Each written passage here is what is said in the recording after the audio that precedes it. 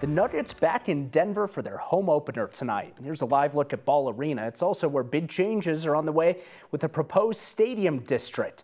That'll still take some years, but there are a lot of exciting changes coming up in Denver sports right now. Thanks so much for joining us this evening. I'm Mark Salinger. And I'm Jennifer Meckles. It's not the only sports-related plan drawing attention right now. 9 News reporter Evan Krugel is live outside Ball Arena with some new details on the future of the Broncos' new stadium site. Hey, Evan. Hey, Jenny. Yeah, exciting news tonight. Fans streaming out of Ball Arena. The Nuggets got their first win of the season in what is expected to be a really exciting season inside the arena. But I'll tell you what, there's a lot of changes happening outside as well, with the stadium district being planned by the Kroenke ownership group here in these parking lots.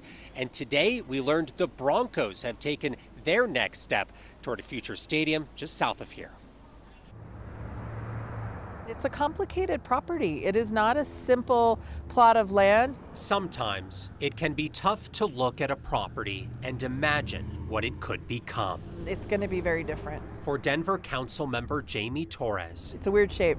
The shape of this property is just one piece of a complicated puzzle after the Broncos announced Burnham Yard as the preferred site for a new stadium and mixed-use district. There's a lot of concerns. There's a lot of questions. I think there's also a lot of enthusiasm, but cautionary, right? What does this mean? What does that mean? When will we know more about what is actually intended to be built? Torres says those questions will soon be answered after the Broncos agreed to something called a community benefits agreement. It will be one of the best ways for them to engage with community and hear what they want to see. And so we didn't even need an agreement letter. The Broncos proactively sent a letter to council members, to the neighborhood leadership, saying we're ready to come to the table with you. Torres says the agreement, which is a binding legal document, will benefit both sides by letting the community sit at the table. The benefit for the Broncos is that through this process, they secure community support, community buy-in. The benefit for the community is they have a say in certain things that happen on site. That could include things like requirements for affordable housing, a promise to hire people who live here, and guarantees to help existing small businesses stay here.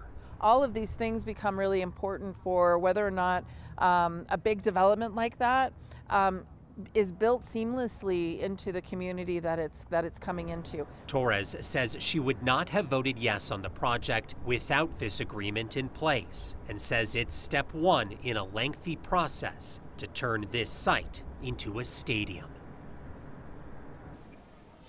Now, the La Alma Lincoln Park Neighborhood Association held its first meeting on this week, basically going over what a CBA is and what sort of things that community would like to see included in that agreement.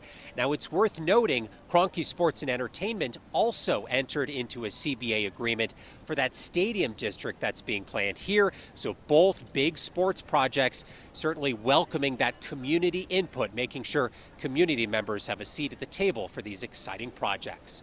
We're live tonight outside Ball Arena. Evan Krugel, 9 News. Okay, Evan, thank you so much.